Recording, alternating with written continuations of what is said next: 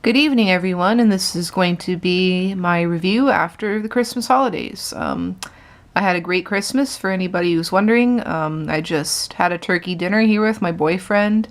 We didn't have any guests over, it was just the two of us, but it was really nice, and we had some Panama Jack to drink as our after dinner appetizer, and got a little bit of a buzz going on, so it was nice, and lots of leftover turkey for soup and sandwiches and casserole and whatever else we can make with it. So it was a good Christmas. And tonight I'm going to be doing a review on a Christmas film we just saw. We saw it on Boxing Day. It's The Hobbit, The Desolation of Smaug. So that thing I just showed you was more Gandalf, please. It's this whole article in Cineplex magazine, and there's the cover of it. I'm just doing that because I don't have a DVD to show you because it's still in theater. So yeah, so I haven't done a review on the first part yet, The Hobbit Part 1, but they're very similar movies, so I'm just going to do a review on this one, and maybe later I'll go back and do The Hobbit Part 1. Yeah, this was a really good movie. It was better than the first one. By better, I mean like more action-packed. The first one was a little slow because it kind of had that whole build-up with, you know, the dwarves coming to Bilbo's house and all that stuff that happened there. And it's about at least 45 minutes, I would say, until the first part of The Hobbit really gets into the action. And, but this second part, The Desolation of Smaug, it was action-packed, almost from the moment it starts until it ends. So it was very exciting. There lots of cool action sequences, including a scene where the hobbits, or not the hobbits, sorry, where the dwarves are escaping in these barrels. And then there's this whole fight that happens. They're in the barrels and they're fighting these orcs who are running alongside of the river. So that scene in particular is pretty stunning, and there's lots of awesome, you know, battle sequences, lots of chase sequences. It's just a great big adventure, basically. It's very similar to the first film as far as how it's filmed. Peter Jackson wasn't really trying to do anything different with The Hobbit. He sticks to the same formula as he did for Lord of the Rings. It's filmed in exactly the same way. Middle-earth looks the same as it does in Lord of the Rings.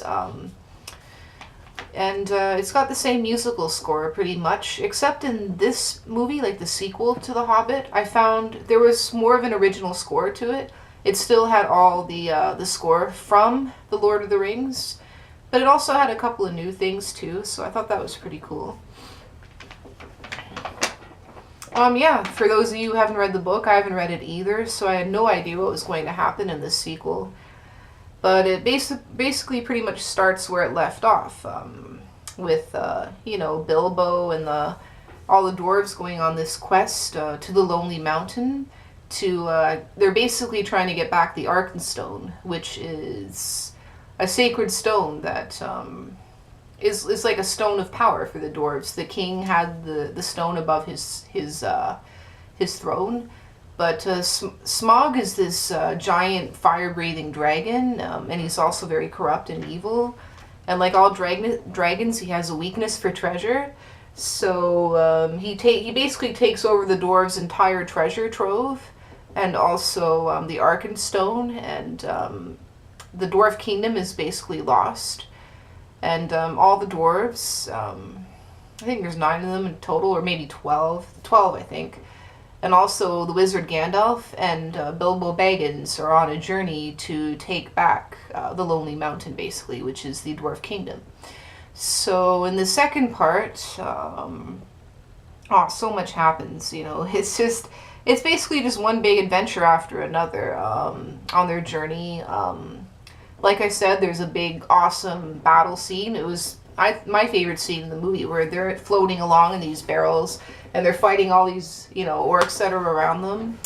Also, there's another scene I really liked, which was the spider scene. There's all these big spiders. They're basically like the offspring of Shelob. If you've seen Lord of the Rings, you know who Shelob is. And they capture all the dwarves and wind them up in, you know, webbing, and Bilbo has to set them free, basically. And of course, at this point, Bilbo has the ring, and it's starting to corrupt him, you know, to call to him. So you see a little bit of that in the movie. But yeah, that spider scene was pretty freaky, especially for anyone that's afraid of spiders, just warning you. You'll probably, you might not even be able to look at that part because there's tons of spiders and they're really big and they're very creepy. Even I was creeped out, and I'm not usually afraid of spiders. I have a pet tarantula, so. But yeah, it was a lot darker than the first movie, I would say. There's much more of a feeling of menace and danger to it. Lots more orcs appear in this one. You see the kingdom of Mirkwood in this, which is the Elven kingdom. Legolas plays a bigger role in this, and there's a female elf in it. I can't remember her name, but she's really cool. She's not a character that's in the Hobbit book, but she's a really great addition, I think. And there's even a bit of a love story going on with the she-elf that's in it, and also with a dwarf. So I thought that was an interesting little twist, which is not in the book. So you get to see Lake Town in this, the town that's on the river. Although it's been kind of desolated by Smaug, you know, he desolated a lot of stuff, this dragon, and that's why they're on this journey to the Lonely Mountain, right, to find the Arkenstone and to slay the dragon. So, and it introduces a lot of new characters. I can't remember all their names. There's so many of them. But there's a boat merchant that helps the dwarves get across the river into Lake Town.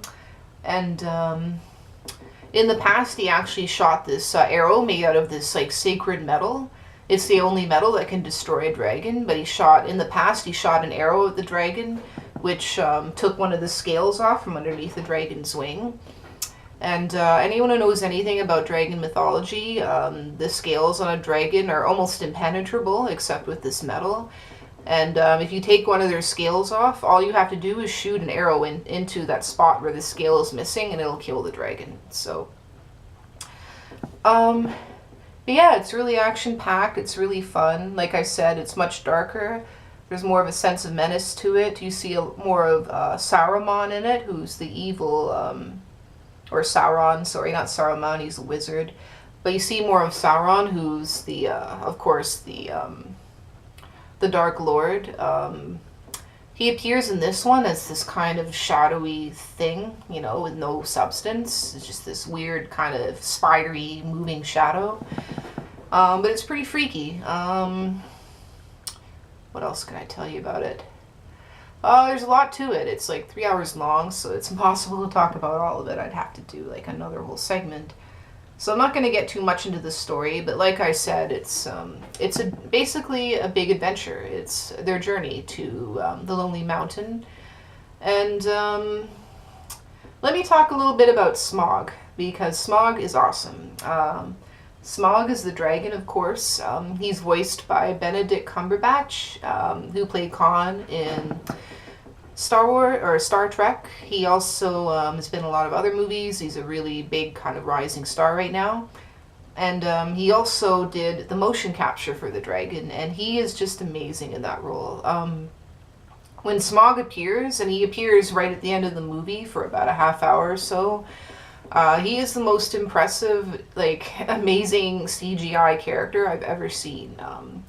He's so big, he's so scary, he's intimidating, he's majestic, very full of himself, very ego-driven dragon. But wow, his voice when he speaks just rumbles through the whole theater, and wow, his presence is just amazing. And the CG on him is phenomenal. Like, he looks so realistic that you feel like he's going to fly right out of the screen towards you. And it's the coolest part to see in 3D, too. Like, if you want to see this film, see it in 3D. The 3D experience of this is fantastic. It's got really great 3D effects, especially when you see Smaug. Smaug in 3D, that's the way you gotta see him, because he's so impressive looking in 3D, you know. But yeah, that part is awesome. The you know, revealing Smaug for the first time. It was very exciting, and I was like whooping it up in the theater during that scene. No one else was really, but I was, so it was very exciting. Yeah, so I can't get too much into the film. It was just too long. I'd be talking forever, so it was like 3 hours long almost. But it was a fantastic film, you know, like I said before, very much in the spirit of the first film, just way more action-packed. And it was way more exciting, too, I found. Not for a moment was it ever boring. I was thoroughly entertained by it. You know, it has some moments that are a little campy, although I'm sure that's not deliberate. But keep in mind this is based on a children's book, so there is a bit of a, you know, kind of campiness to it, although there is a very dark edge to it as well, so. And, you know, Martin Freeman playing Bilbo in this was not really the greatest in this movie. He was okay. He didn't really have any big kind of acting moments. But the guy playing Thorin Oaken-shield in it, oh, I cannot remember his name for the life of me, I'm sorry. But I'll write it down in the comments section when I look it up again, because I can't remember his name. But the guy playing Thorin Oaken-shield, who is the dwarf lord, basically, like the leader of the dwarves, he's really cool in this one. He really comes into his own. He plays a much bigger role in this. You know, he has true presence in the film. He's very lordly. He's very brave. But you see in the film that he starts to get corrupted a little bit because of all the treasure. You know, dwarves have a weakness for treasure, so. And the Arkenstone kind of is not entirely pure. It's kind of a little bit corrupted. So anyone that sets eyes on it or pursues it is kind of taken over by greed. So there's a danger there of Thorin kind of losing himself to it, which I thought was pretty interesting. But yeah, all the other actors were great. The new character, the elf, she was really cool too. She was very brave and tough. It was really cool to get to see Lake Town in this one. That's a part of Middle Earth that I've never seen before in any of the other movies, so that was really cool. Yeah, so it wasn't a perfect movie. You know, I'm not sure why Peter Jackson didn't make it more original, but he made it basically just like exactly in the same style as Lord of the Rings. But not quite as intense, of course, because it's based more on a children's novel, so. But for what it is, it's a great movie. If you're a Lord of the Rings fan, if you're a Hobbit fan, you will definitely love this. Benedict Cumberbatch fans, and I know there's a lot of you out there, I'm one of them, you'll love him as Smaug. He's fantastic. And overall, it was a really great, entertaining film. And a great film to see over the holidays. So I had a lot of fun at the theater seeing it. And definitely see it in 3D because it's awesome in 3D. So that's my review on The Hobbit, The Desolation of Smaug. And I hope you guys have a great week. And I'll do another review probably before New Year's. Okay? Have a good night, everyone. Bye-bye.